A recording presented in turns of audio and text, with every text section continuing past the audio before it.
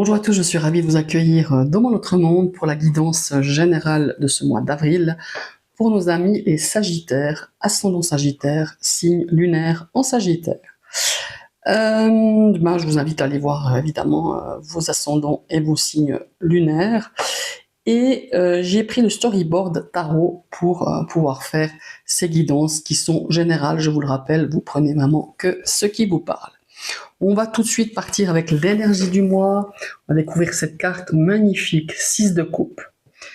Alors, on est dans les émotions, on est dans le passé, dans la nostalgie, les souvenirs, les liens. Et on a besoin de douceur, beaucoup de douceur émotionnelle ici. Alors, cette carte, qu'est-ce qu'elle pourrait nous raconter? Elle pourrait nous dire justement que on a quelque chose, une situation ou quelqu'un qui pourrait revenir du passé, quelqu'un que vous avez perdu de vue, qui revient, ou alors on est dans une émotion, enfin comment dire, ancienne, enfin une ancienne émotion, un souvenir ancien, une situation ancienne aussi, où on a un petit peu, comment il faut dire ça? C'est un petit peu un flashback par rapport à peut-être souvent, moi cette carte c'est souvent flashback, un petit tour un petit coup d'œil dans le rétro par rapport à peut-être une image, une scène de votre vie passée, une odeur, une situation, une blessure malheureusement parfois. Mais c'est vraiment voilà, c'est quelque chose de très émotionnel, de très doux à la fois, parce que par rapport à certaines émotions du passé, c'est pas tout le temps très doux, ce qu'on se rappelle, malheureusement. Mais on a vraiment quelque chose qui était lié, qui est lié à votre passé, qui refait surface et qui, on verra, j'espère, ne sera pas, je veux dire, ça va pas, comment il faut dire, apporter un petit peu. Alors, de la bonne nostalgie, c'est positif pour moi, mais parfois, c'est pas tout le temps des souvenirs hyper positifs. Moi, je le sens plutôt nostalgie, douceur, mais voilà, peut-être que ça sera différent. On va voir ça. On va déjà découvrir ici avec l'aspect professionnel, votre carrière, votre comment il faut dire, vos activités, vos études, évidemment. Ouh, on a l'ermite, une prise de recul, là. Un travail d'introspection, on va un petit peu regarder au fond de soi-même. Il y a une forme de ralentissement aussi, avec la carte de l'ermite, c'est une carte lente, malgré tout. On réfléchit beaucoup dans ce milieu professionnel, on prend un petit peu de recul, on a envie peut-être de faire le point, de façon, comment il faut dire ça, de façon seule, par soi-même, je veux dire. Et le 6 de denier, encore un 6, deuxième 6, malgré tout. On est dans l'équilibre, on est dans les échanges équitables, voilà. Et dans cette, comment il faut dire ça, dans cette énergie du donner et recevoir. Voilà. Le 6 de denier, c'est une belle énergie. Moi, ça me parle ici de peut-être cet investissement professionnel. Vous investissez dans votre domaine professionnel, dans votre métier, dans votre activité, dans votre société. La question ici qu'on va se poser, c'est qu'est-ce que je reçois en retour? Voilà. Ici, j'ai vraiment une lecture qui m'a frappée vraiment dès que j'ai retourné ces deux cartes. C'est que certains sagittaires n'ont plus envie de se surinvestir, vous voyez, de vraiment, sans qu'on ait un retour de justement, voilà, je prends un exemple, on s'investit à fond, on fait plein d'heures supplémentaires, et puis finalement, voilà, bon, on vous dit pas, merci, on ne demande pas à être remercié, reconnaissant, qu'on nous baise les pieds, c'est pas ça. Mais il n'y a jamais un petit mot pour vous dire, par exemple, c'est super, t'as des heures sup, tu les prends quand tu veux, ou alors que vous avez besoin peut-être de prendre quelques heures, puis on vous fait remarquer que c'est jamais le bon moment, vous voyez, par exemple. C'est un exemple, mais il y en a mille et un et une autres, de ce genre de ce genre d'exemple. On cherche l'équilibre, que ça soit par rapport à votre investissement, par rapport à une activité, hein, peut-être, par rapport à du soutien aussi, hein, peut-être que vous n'avez pas un soutien de votre hiérarchie ou de votre supérieur, vous n'avez pas... Bon, il y a une forme de reconnaissance quand même malgré tout, hein. On est vraiment dans, voilà, ouais, dans le... On se dire, ben, moi j'aimerais que ça soit équilibré, j'aimerais pas que ça aille toujours à sens unique de la bonne pomme qui reste faire des heures sup, la bonne pomme qui remplace tout le monde, la bonne pomme qui bouche les trous là où on a besoin de boucher les trous. Je parle en termes d'investissement professionnel, c'est vraiment ça. Et on a aussi peut-être ici un travail par rapport à justement peut-être une activité que vous faites ou peut-être un projet, hein, que ce soit au niveau des études, projet, de se dire, ben moi je veux que ça soit équilibré, que ça soit voilà, qu'il y ait un équilibre par rapport à un investissement futur, pas que ça soit toujours dans le même sens, voilà. Donc il y a beaucoup de réflexion, il y a beaucoup d'introspection par rapport à justement ce domaine professionnel. Voilà, on veut de l'équilibre et on veut on veut un retour un petit peu de par rapport à ce qu'on va investir ou ce qu'on a investi déjà dans ce domaine professionnel. Voilà. On va passer au domaine relationnel, émotionnel et sentimental. Alors, on a le 2 de denier. Alors, le 2 de denier ici, c'est super intéressant ces deux cartes. Ouais, j'aime beaucoup ce combo de cartes parce que d'un côté, on nous parle de gestion. On est sur, il faut dire, on a au niveau en gestion émotionnelle, on jongle. Hein. Si vous avez remarqué, ici on le voit pas tellement, mais oui, voilà, on voit. Si sur l'ordinateur, ben je trouve que c'est très intéressant ce jeu, c'est pour ça que je l'ai pris. C'est qu'on a vraiment plusieurs propositions de lecture, et je trouve que c'est de les voir comme ça, c'est peut-être plus facile pour vous à intégrer. On a émotionnellement une situation relationnelle, elle peut être sentimentale dans le cadre de votre couple, dans le cadre peut-être d'une relation. On est vraiment dans on jongle émotionnellement. Un coup on est super bien, voilà, 2 heures après on est en bas du fart, hein. On est sous l'eau, on est au fond du bac, et ce rythme-là, c'est quelque chose de pénible, hein, ça c'est clair, et il y a aussi quelque chose qui n'est pas exprimé dans une situation émotionnelle, relationnelle ou sentimentale. Voilà. Ça peut aussi nous dire que on hésite entre deux options, hein, par rapport à un choix à faire dans ce domaine sentimental, émotionnel, où on a un fort ressenti, mais on n'ose pas l'exprimer. Voilà. La grande prêtresse, c'est je sais, j'observe, mais je n'agis pas. Alors, soit vous agissez parce que c'est pas le bon moment, soit vous n'osez pas agir, soit vous êtes encore pas sûr parce que vous hésitez par rapport. Mais en tout cas, vous avez déjà la réponse par rapport à une hésitation. Vous savez où vous allez ici dans cette et vous le gérez clairement en jonglant, hein, en essayant d'équilibrer, de dire aujourd'hui c'est comme ça, demain c'est différemment, mais j'essaye de tenir un équilibre émotionnel par rapport à cette situation, qu'elle soit sentimentale, relationnelle, mais au fond de vous-même, vous savez. Mais vous n'osez pas exprimer. Alors maintenant, à savoir si c'est parce qu'il va y avoir des conséquences par rapport à ce besoin de ne pas s'exprimer, ou alors votre ressenti, vous lui faites pas confiance, vous faites pas confiance à votre ressenti. Donc on est toujours dans je vais agir, je réagis, je dis, je ne dis pas. Et ça, au fil du temps, ça va quand même un petit peu vous essouffler quelque part.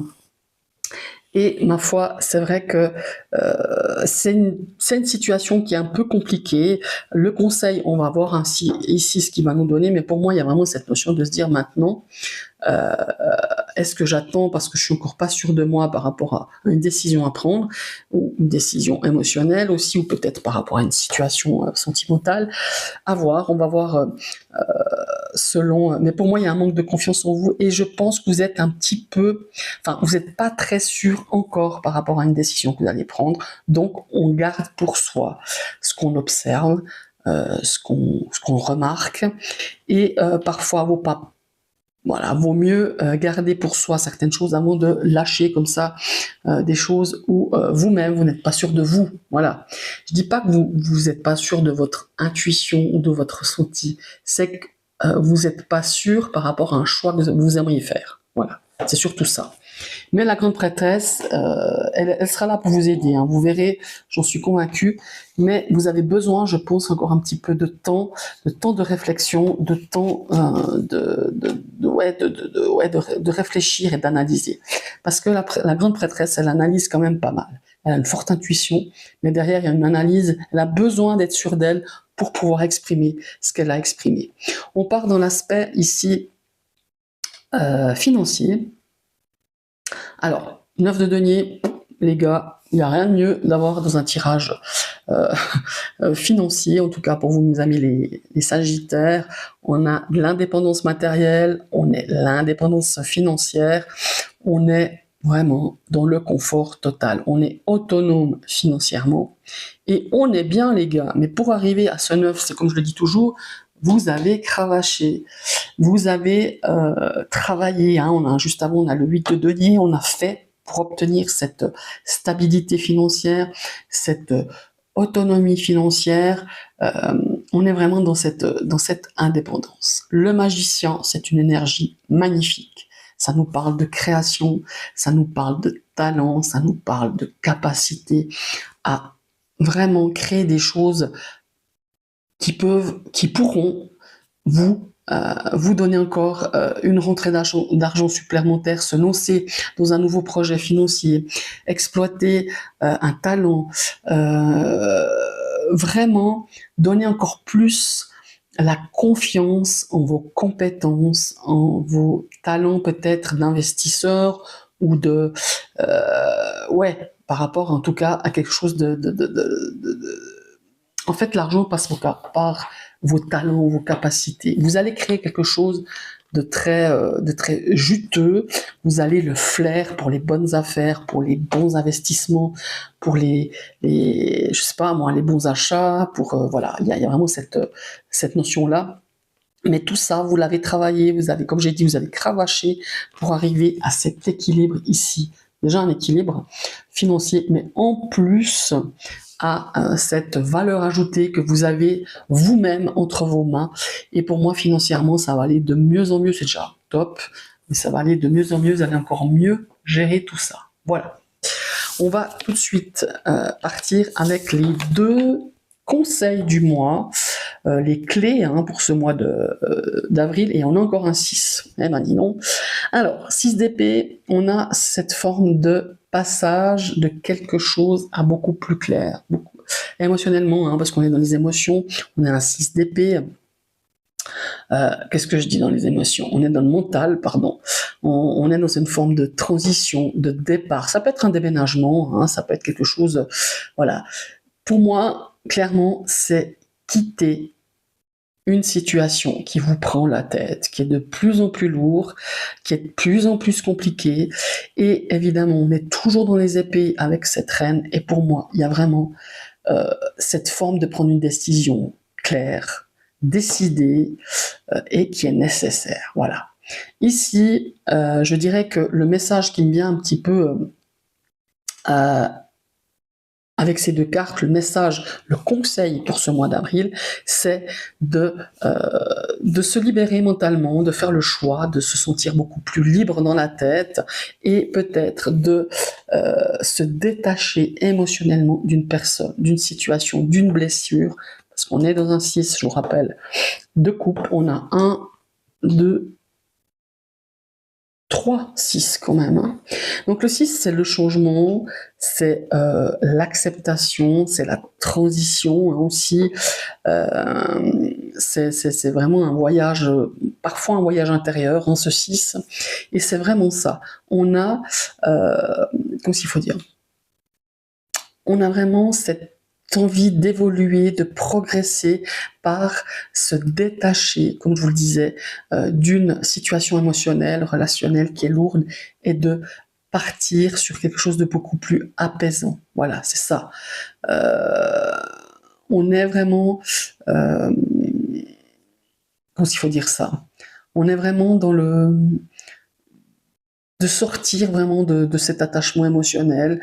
On est en train de trancher. On est encore dans la réflexion, parce qu'on a quand même deux cartes de réflexion. Hein. On a quand même l'ermite, quand même une lame majeure. Ici, on a la prêtresse. On est en train de travailler pour sortir déjà d'un schéma du passé, sortir d'un, ouais, de quelque chose d'émotionnel, de complètement fou, hein, parce qu'on hésite, parce qu'on ne sait pas trop, et puis d'écouter son intuition et surtout de faire un choix, même si émotionnellement c'est difficile et ça va vous sortir un petit. C'est clair que ça fait un peu peur hein, de faire un choix, même si on sait qu'on va souffrir sentimentalement parlant, émotionnellement parlant. Mais pour moi, c'est vraiment une nécessité qui, pour moi, va encore faire du chemin jusqu'au mois d'octobre, septembre-octobre, jusqu'au début de l'automne. Voilà. C'est vraiment ressentir ce qu'on a besoin, retrouver à quelque chose de beaucoup plus authentique, et puis de faire un choix, parce que l'hésitation, ça va à un moment donné, il faut y aller, et puis prendre sur soi et assumer ses choix. Voilà, il y a vraiment cette notion-là, il faut couper avec un schéma du passé, qui est dans le, comment il faut dire, sortir aussi de certains déséquilibres. Ici, ça me parle, rien à voir avec la carte, mais ça me parle comment il faut dire, de je mérite pas ça, ou de se dire, bah, quelquefois, vous êtes quelqu'un qui est très tourné vers l'autre, hein, les Sagittaires, on le voit ici aussi avec le 6 de denier, vous donnez énormément, vous donnez tout, mais pas seulement je parle pas de l'aspect financier, parce que les gens ils parlent souvent avec le 6 de denier, c'est financier, c'est la matière, c'est l'argent.